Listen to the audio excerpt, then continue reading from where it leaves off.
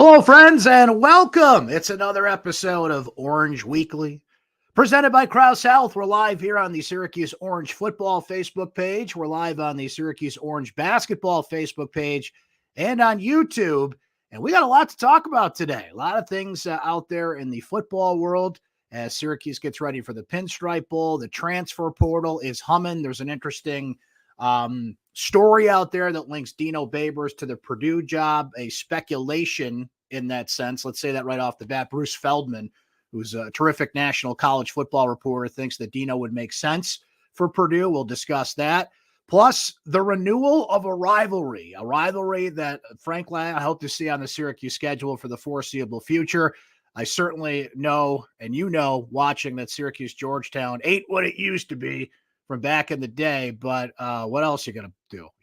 Just keep it on the schedule. And as we'll discuss, these two always play great games, okay? No matter the status of each program, and each program is certainly down by their heavy standards per usual. Georgetown is having a rough go of it, as Syracuse is at this moment. But every time these two play, they play great games. And we'll go over the stats and the numbers from that coming up here shortly. Your comments and questions are welcome throughout the show. We'll highlight them on the screen here. For those of you that are watching live, we appreciate that. We love that. But just know that this show, very easy to catch on the rebound, if you will. We put up a post on syracuse.com. The YouTube link will be sent out on our social media channels. It's automatically archived on Facebook if you're watching there. But we do stream live Thursdays right around noon Eastern time if you want to come in and be a part of the discussion. Speaking of being a part in the discussion, let's bring her in, folks. Ladies and gentlemen, here before me and you is our Syracuse football beat reporter, Emily Leiker. And shame on me, Emily, that we have made it this far down the road here. This is your first appearance on Orange Weekly, but better late than never. How are you? I'm well, Brent. How are you? I am a very conflicted sports fan today, Emily, because the Red Sox let Xander Bogaerts go, but Tage Thompson might be the new Connor McDavid in the world of hockey. But that's a whole different topic for a different day. We got some football things to discuss here. And wow, they say it's the not necessarily the off season because Syracuse has a game coming up in a few weeks, but there's a lot happening right now. You got the transfer portal humming. You've got a bowl game to get ready for, as we mentioned. Interesting story out there by Bruce Feldman, as we're going to discuss here shortly, around Dino Babers. So a lot to get into. And I guess let's start there. For those that didn't see, Bruce Feldman wrote a piece today kind of speculating some names that would make sense for Purdue. Jeff Brom goes from Purdue to Louisville. Syracuse, remember, beat Purdue earlier this year and will not play Louisville every year now with the new ACC scheduling model, but certainly will play them regularly enough. So that job's open, and Bruce felt like Dino made sense for that job, Emily. And I have to say, I get it. I understand why Bruce would kind of connect the dots in some ways, but does he make sense for that job, I guess is the question. Yeah, I think if you're talking hypothetically, there are definitely links there. I mean, the big thing that Feldman points out in the brief paragraph he writes on Dino Babers is that Babers was there back in the 90s as a wide receiver coach. And then he also has connections just to the region in general, being a former University of Eastern Illinois coach, and then also at Bowling Green. So like those connections, yes, make sense.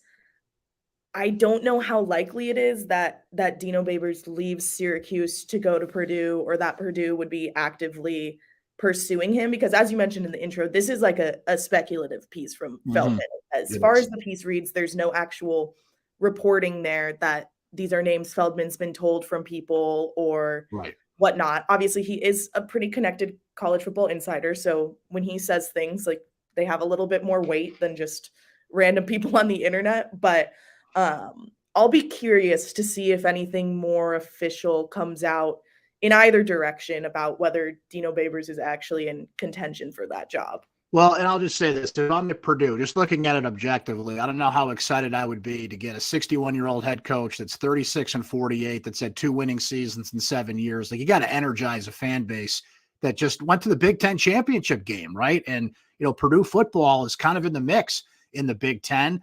I don't want to speak for Dino. I don't think that's a job he would leave for. I mean, the money would be better because they got that sweet Big Ten TV money coming in. They could certainly pay Dino more than Syracuse can. But I think what this relates to, Emily, is, I asked John Wildhack this here on a live chat on syracuse.com last week about, where he's at with Dino. Have you talked contract extension? What are you thinking there? And John's answer to that was, as long as Syracuse keeps showing progress, Dino will be the coach here. So if Dino's got a good agent, and I would imagine he does, you're on the phone with John Wildhack today saying, hey, look, my guy's being mentioned for these other jobs out here. Let's talk extension, right? Yeah, you would have to think so, that would be a negotiation point in these types of discussions. Obviously, we're pretty much never privy to the details of those conversations, especially with Syracuse being a private university. There's really no way for us to get those numbers easily. But I'm sure that's something that's being brought up. One interesting thing I did want to note from what Feldman said in his part about Dino is that at the end, he was like, Syracuse isn't a place that it's easy to win right now. And right. I think there's some truth to that. But also when you look at the roster construction for next year and the coaching staff construction, where it stands right now, Syracuse is returning a lot of people. The whole coaching staff should be back as far as we know, which will be the second year under Robert and I as offensive coordinator, who definitely made some turnaround in the offense this year. No doubt. You're returning Garrett Schrader, who confirmed Monday he was coming back and would not be transferring like every other ACC quarterback. There's a lot of other starters that are returning. Obviously, there are some key cogs that are going to be missing, or we think are going to be missing. I will say we have not heard definitively from like Garrett Williams or Sean Tucker or some of those guys if they are actually leaving. The general consensus belief is that they will, but we haven't heard that definitively, so I have to put a caveat on that. But not official yet. There are still so many people that are on this roster that I don't think there's necessarily going to be a significant drop-off from how they performed this season to next season. Like I can see them getting over 0.500 again next year with the personnel that they have. Yeah, it's interesting to hear Garrett earlier this week say they'll be light years better in year two under Anai and Beck, and he's got some faith in that offense. Certainly they've got to go into the transfer portal to bring in some pieces. Everybody's doing that right now. And that's kind of the next subject there, Emily, is we're well into transfer portal season here. It started with a bang on Monday. As you mentioned, every quarterback in the ACC except Garrett Schrader and Drake May. And I believe Jordan Travis at Florida State said he's coming back. But, man, there is a slew of quarterbacks not coming back to their respective schools. So there was a trade in the ACC, basically. Phil Dracovic goes from Boston College to Pittsburgh, so he's staying in the league. But just goes to show you, like, how quickly the portal has become an easy access point. If you don't think you're going to play, you go out there. In a different note, Jim Boeheim on the basketball side said they were not active in the portal because of all the money you got to throw at some of these guys. I would imagine that's the case for a lot of names out there for football. So craziness ensuing here. And Syracuse, for the most part, has, absorbed the blow, if you will. I think we anticipated Courtney Jackson and Anthony Quealy and some of these names in there. Steve Linton goes in yesterday, Emily. So I think we anticipated some players going into the portal. I guess the question is, what do they get out of the portal at this point, and what do they need from the portal? Yeah, honestly, Syracuse is in a pretty good spot with the portal in terms of people leaving, at least. Like, I've seen plenty of schools that have like 15 to 20 players who have left their program, and Syracuse is at 6 right now. Yeah. And only 2 of them are off the 2-deep depth chart from the end of the season. You had Courtney Jackson, which, like you said, everyone kind of predicted his production was way down this season. So that wasn't that wasn't really a surprise. And then you had Steve Linton yesterday, who I would argue is a little bit more of a surprise, but still, when you kind of break down snap counts between him and Jatius Gear and Caleb Okechukwu, the other defensive ends, it's not a complete surprise that he might think he can go somewhere else and get more playing time. But Syracuse is faring pretty well. I think the whole matter of the transfer portal, especially with the new regulations and how it operates, is a huge conversation, and there's lots of different perspectives on how it's going. I think ultimately something that Garrett Schrader said on Monday kind of rings true with me is that I think for the most part, when these kids leave their programs, they are truly just looking for something better for themselves. And that's not like better for themselves, like they want to go after money.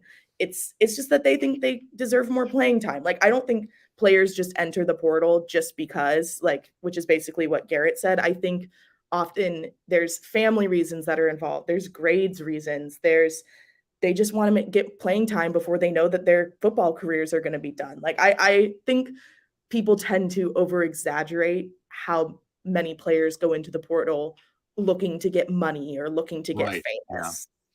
They just want to play. Yeah. And if they've got that option and they don't have to sit a year, I don't blame them for that at all. And, there's a myriad of reasons these guys hop in the portal for sure. Recruiting is hot and heavy, Emily. At my Twitter feed, like every other tweet, is somebody that got an offer from Syracuse. So that's good that they're aggressive and getting those offers out there. Early signing day approaches on December 21st. And of course, the big fish in that pond is Lenora Sellers, the quarterback from South Carolina. And Syracuse fans are rubbing their rabbit's foots that he's going to hold that commitment to the Orange, because South Carolina's come hot and heavy here recently. You talked to Lenora this past weekend just after he won a state championship and have been writing about this. What have been your impressions of those conversations? Yeah, so I've been talking with Lenoris and his coach and his father every couple months since the summer, when I initially did a piece on his commitment to really Syracuse quarterbacks coach Jason Beck. Like, Beck is the one who I think kind of holds everything together in this process. But when I talked to him on Sunday, I asked multiple times in multiple ways, like, is it going to be Syracuse letterhead on the table in front of you? And he was like, I'm pretty positive. I don't think anything's going to change. So, like, it sounds like he's pretty confident in coming here. And I think a lot of that has to do with Beck and I. I mean, these are coaches. They're some of the first coaches that noticed him 2 years ago when they first offered him while they were at Virginia. He stuck with Becken and I when they came up here to Syracuse, and they managed to secure his connection up here, or his commitment up here. And from what he was telling me just about the conversations that him and Beck have had about the state of Syracuse's quarterback room, I mean, he feels pretty confident that he can come up here and legitimately contend for not probably the starting job with Garrett Schrader coming back next year, but definitely a second string position. I mean, Sure. You look at the guys that are in Syracuse's quarterback room, and none of them have more than a couple games of playing time right now besides Schrader. So Lenoris is a very, very good quarterback. His stats from this season were insane to look at. They're all in that most recent story I did with him. But I think he's feeling pretty good. Obviously, South Carolina is another big name in a Power 5 school in SEC, and it's in his home state. So he's had conversations with them. He said he likes head coach Shane Beamer, but as of Sunday, he was feeling pretty confident about signing with SU. So we'll see if that holds. A lot can change between now and December 21st. Weirder things have happened for sure. But you mentioned a good point there, Emily. Here in the transfer portal, everything going on, Syracuse's quarterback room right now, knock on wood, is pretty solid. You got Schrader coming back. You've got a legit backup in Carlos Del Rio Wilson, who could be the quarterback of the future, competing with Lenora Sellers. If Justin Lamson comes back, I mean, that guy had a terrific spring game and, was on the pace for something until, unfortunately, he got hurt this past year. So Syracuse doesn't have to be aggressive at that position in the portal, at least right now, unless somebody leaves. And it's always good when you have a strong quarterback room. The Pinstripe Bowl is coming. And there was a press conference earlier this week, both from Dino Babers and officials. Dino shows up in the Aaron Judge jersey, which is still good because Aaron Judge stayed with the Yankees this week. That might have been, an obsolete jersey the next day if he had gone to San Francisco. But Aaron Judge stays a Yankee. Yankees front and center here hosting this bowl game, Syracuse and Minnesota. I found that press conference fun, Emily. Just everybody's comments about New York. The executive director of the Pinstripe Bowl was talking about airports and infrastructure. And, hey, come on in, Minnesota. You guys got a lot of airports. Come on in. But look, you wrote the story. Dino mentioned a lot of coaches are like, hey, you got a good one here. And Syracuse fans are certainly familiar with it, having gone there twice already. But it feels like, all things considered, this was the right spot for Syracuse to end up. Yeah, I mean, I think some people wrote off that headline that I did about coaches being jealous as like, oh, that's whatever. But that came up multiple times. I mean, also that Mark Holtzman, the executive director, said that of the six ACC schools that they had access to pick. All 6 of them called and said they wanted to be involved. I mean, when you're looking at mid-tier bowls, like what are other mid-tier bowls that come to mind for you, like that have like a setting like New York City that are going to attract people? Like that's None of them. you're playing in New York City. That's a big deal. But yeah, I mean, that press conference Tuesday, a classic bowl type of press conference where it's a lot of bolstering yourself and just talking about what's good. But I mean, in terms of just, I think the all around experience for these players, like the programming sounds fantastic. I mean, they take them to do historical things in New York City. They take them to shows. They still get all their practice time in at historic venues, and then you play at Yankee Stadium. So I think for Syracuse, it certainly made sense. And I mean, this is going to be their 3rd trip in the 10-year history of the bowl. So they'll have the most appearances now out of any team, which is great for Syracuse from a brand perspective, being New York's big state team. I guess kind of, they're a private institution, so not really, but they sold it as that a while ago. Yeah. They were New York college team for a while. Yeah. They sold it as that. So yeah, and they've won both of their Pinstripe Bowl appearances so far. So hopefully that home field advantage can come in favor for them. What about from a traveling sports writer perspective, Emily? Were you happy of the look, New York City at Christmas/New Year's Eve time? You can't get better than that.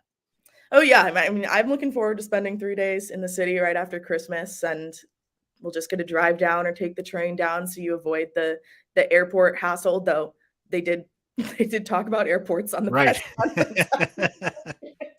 So that it should be easy in that regard. My one qualm, I guess, and I did confirm this with a friend who works for MLB.com, is the Yankee Stadium press box is open air, which is great to me.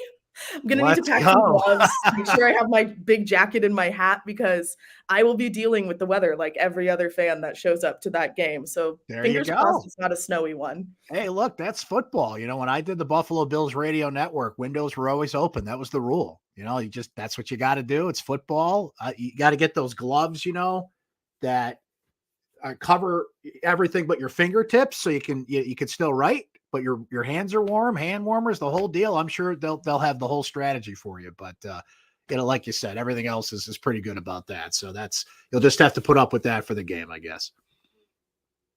Yeah, I have some of those gloves, thank God. So there I you go. should be pretty set.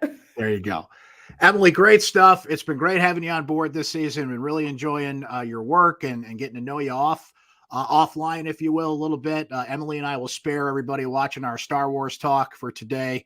We'll save that for another time, but appreciate your time here today and your perspective, and we'll keep following all this stuff. It's going to be interesting. Thanks for having me, Brent. Thanks, Emily. There's Emily Leiker, folks. You know Emily. You've been reading her stuff. You follow on Twitter, but in case you're not doing any of that, you should. It's been a pleasure having her on board this year. She's been killing it in her first year on the beat, and we're so happy to have her. So that's the football front, as Rob is doing here. You guys can jump in here on the comments and questions, all things going on here. A lot of stuff there that we mentioned with football, and Emily's doing a great job covering it all. So make sure you're reading on syracuse.com. Let's switch over to basketball now as we get ready for yet another Syracuse-Georgetown game, and I love it. I think Syracuse and Georgetown should play every year. I'm not going to sit here and tell you that the rivalry is what it used to be. Nothing is. When Syracuse left the Big East, it kind of shattered that at that, you know, and what it felt like that requiem for the Big East 30 for 30, which was excellent. I think it's one of the best 30 for 30s ever done. Really captures why it happened and why it needed to happen and why it just wasn't going to last. And I get why people yearn for the old Big East days, but you know, the business of college sports and where we're at just doesn't make that possible. And I think it's interesting where both programs are at. You know, Syracuse is 5-4. They don't have a significant non-conference win of note. They've won a couple in a row here, beating Notre Dame and Oakland, of course, after losing 3 in a row.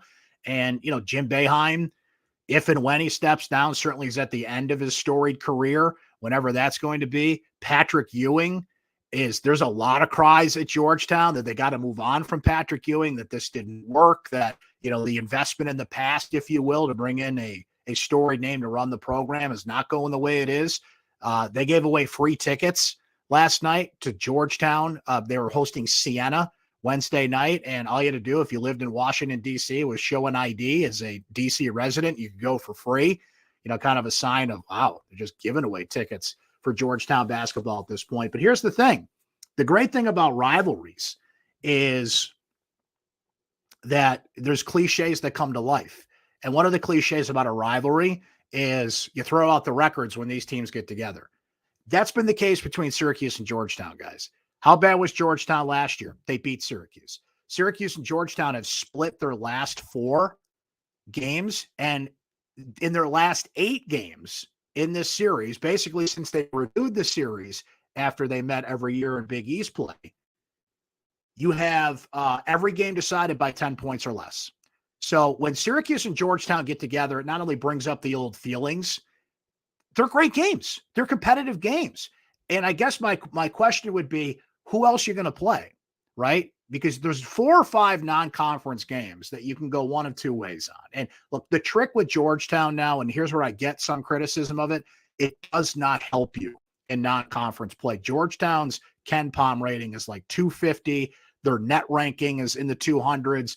It's an all or nothing proposition. You got to win just to kind of keep, save face, if you will, and beat an old rival. But the big thing is it's a bad loss. It's a real bad loss on your resume if you're fleeting NCAA tournament chances at this point to stay in that conversation. So that's the trade-off. But I would rather play Georgetown and make it an interesting non-conference game than, some random, like Oakland type of game like we saw the other night. Now, Syracuse plays in, preseason tournaments every year, whether it's the Battle for Atlantis. This year they play 2 at the Barclays Center, right, in the Empire Classic. So you're going to get good competition there. They're always in the ACC Big Ten Challenge. Starting next year, it's the ACC SEC Challenge.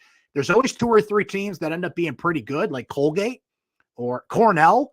Cornell almost beat Miami last night, guys. And Cornell's coming to the Dome next week, December 17th, next Saturday, the 17th. So that's going to be a tougher game than usual. So I love that Syracuse and Georgetown still play. I like that reminder to, tell a younger generation what this meant. And Syracuse doesn't have a natural rival in ACC play. That Duke game is exciting. It's an event every year, but they're not rivals, right? Ask 100 Duke fans who their rival is. They're all going to say North Carolina. So at least Syracuse can do the best that they can in this sense. And I love that they play Georgetown. Saturday, a reminder, by the way, is going to be the official honoring of both Jim Boeheim and Pearl Washington onto the Syracuse Ring of Honor, which has been up. The names are there. But since, COVID came into place the last couple of years, Syracuse is kind of catching up on some of the, formal introductions, bringing family and friends. And, unfortunately, we lost Pearl a few years ago, of course, but some of his family and people that loved him and knew him best will be there. And obviously, Jim Boeheim, he's got his name on the court. He's in the Hall of Fame. He's got every accolade you could get at Syracuse, but never hurts to officially honor Jim Boeheim in that sense. And, hopefully going forward, like they have done with the retired jersey, Syracuse starts to get some female athletes up on that Ring of Honor. A lot of people feel Ben Schwartzwalder should be there. I mean, we can debate names all day. The Ring of Honor seems to be kind of a higher thing than just retiring a jersey or something of that note. So that's going on Saturday, an appropriate time to do it with Georgetown coming in, right? As far as this team's playing right now, look, Tuesday night was just another day at the office. And frankly, that's what Syracuse needed, right? Just to kind of ease. The headline from my recap was easy money, right? Kind of game. You show up. Oakland made it interesting for about 15 minutes, but everybody got in. Jesse Edwards, Joe Girard lead the way with 18 points. Both of them played limited minutes and got the rest up for this Georgetown game. A lot of young guys got to play. Malik Brown, notably, who came in and had 12 points. A lot of bench guys got out there. I love what I'm seeing from John Bolajok right now.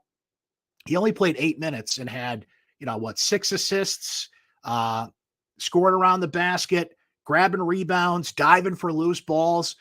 John Bull is just what this team needs right now at that forward position, because unfortunately Chris Bell and Benny Williams have been inconsistent at that forward position, right? I mean, both of them had decent games. I mean, Chris Bell's dunk was incredible in that game, but he had 1 rebound. Chris Bell's got 9 rebounds in 9 games. I mean, that's just unacceptable for a player that's at his position. And look, rebounding, I've said it before, I'll say it again. It's a want to thing.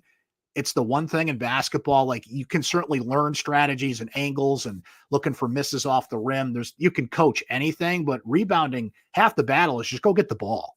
It's want to, it's desire. And he shows no desire whatsoever to rebound the basketball. And that's a big problem at that position. We mentioned Benny's just been inconsistent this year, but is coming along and is going to get the minutes and, showed the other night what he can do, and has showed in some games this year what he can do. So John Bull to come in, and the key word there is facilitator. He is a facilitator. He sparked that 18-0 run at the end of the first half. We mentioned he's a great passer. He's getting better in rotating in the zone, notably against Notre Dame. He kind of rotated over and altered that last shot. They could have won it for Notre Dame from Dane Goodwin, who had made his previous three-point attempts in that game. So it's just what the doctor ordered for this team, right? Couple wins in a row. They started a 6-game homestand Tuesday night. You get a rivalry game here Saturday. We'll see what happens. Like we said, these things can go either way. You get Monmouth on Monday, who's a terrible team. But then I mentioned it, guys, Cornell.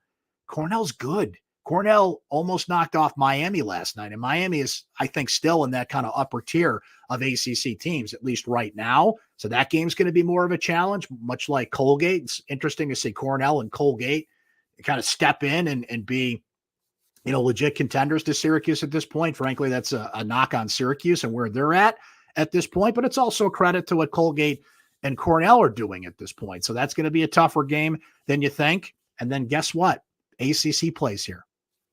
Just like that. We're 12 days away from the start of consistent game in, game out ACC play. They've got the one ACC win in the books over Notre Dame, which is significant.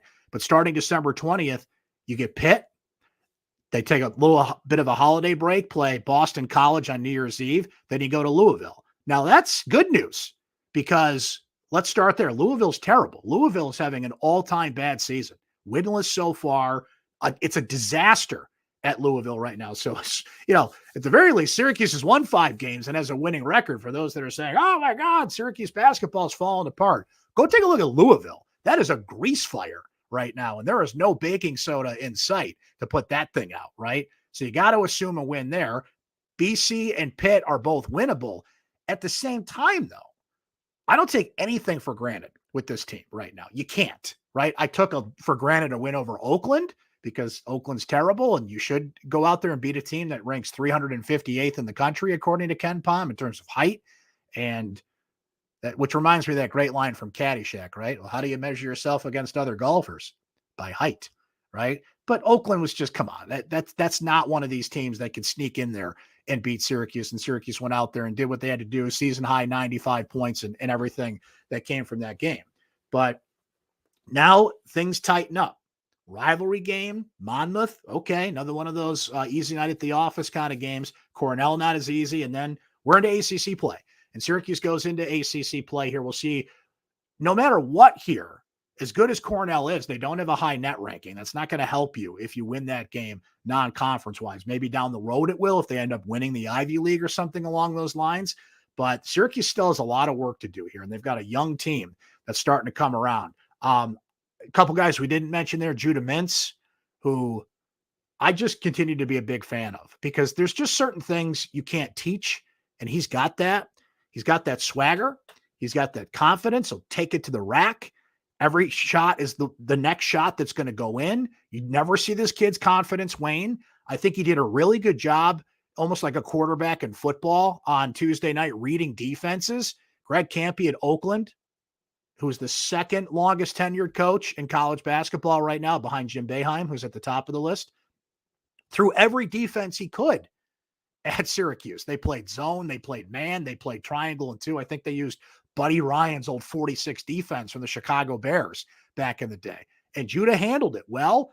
That's an education you can only get on the court, not in practice, right? So I like what he's doing there. I've probably left out a couple of names here. I mean, Jesse Edwards is having an all ACC season. He's almost not worth talking about. He's been so darn good. He's just night in, night out, having a terrific year, right? So, short of a couple of guys we haven't mentioned, Justin Taylor, I think, is carving out a real role for himself. You know what? Even if he doesn't start, he's going to play significant minutes, because what Syracuse absolutely needs, and I got to disagree with Jim Boeheim a little bit here. He said at the press conference the other night that you don't need 3-point shooting. and I'm paraphrasing what he said. Of course you need it, but they don't have to rely on it was, I think, the basis of his point. Syracuse needs another consistent 3-point shooter to emerge, because all you got to do is shut down Joe Girard, which frankly, good teams have shown they can do. And then you're in a tight spot there, because then teams can pack in the middle, make life tougher on Jesse Edwards, draw him into foul trouble. And if you don't respect Syracuse at the 3-point line, they become an easy team to defend. So Justin Taylor is the prime candidate there. Judamans has not shown he can shoot from the outside. Symir Torrance can do it in spots. There's a couple guys, Chris Bell, hit a couple of threes and has shown maybe if he can hit 2 or 3 a game, it's going to help Syracuse in that case. But Taylor's the prime candidate there. So will Taylor dispel Chris Bell, no pun intended there, from the starting lineup at some point? But you got to keep in mind, Jim Boeheim's starting lineup is very overrated. It's not who starts the game. It's who's in the game when it matters. When it's the second half and you're down by 2 and there's 6 minutes to go and you need a rally, who's in the game? That's what matters. And of course, foul trouble and things of that nature can determine who's in the game at that point. But, that's a big sign of what Jim Boeheim feels is his best lineup. And of course, you have to adjust lineups based on who the opponent is and by matchups. But starting lineup doesn't matter. Who's in the game when it's on the line? That's what you look for. I think we could start to see a little bit more of Justin Taylor in those spots, particularly when Syracuse needs scoring and someone to take some pressure off of Joe. Well, there you have it, friends. That's another episode of Orange Weekly presented by Crouse Health. Thanks to Emily Leiker for joining us. Great insight from Emily. And again, make sure you guys are reading her stuff. Follow on Twitter and get all the latest here as it's silly season in college football, right? We're talking about transfer portals, recruiting's coming. Dino Babers getting mentioned for the Purdue job. Will that lead to a contract extension discussion at Syracuse? We'll track all of that for you. And we'll be back Saturday afternoon. Programming note, for those of you watching here on the Syracuse Orange Basketball Facebook page, live post-game show. We do it after most Syracuse basketball games. We're going to have a couple of days off for the holidays coming up and everything. But once ACC play kicks in, we'll pretty much be here night in and night out. But we will be here Saturday after the Georgetown game. Come on by.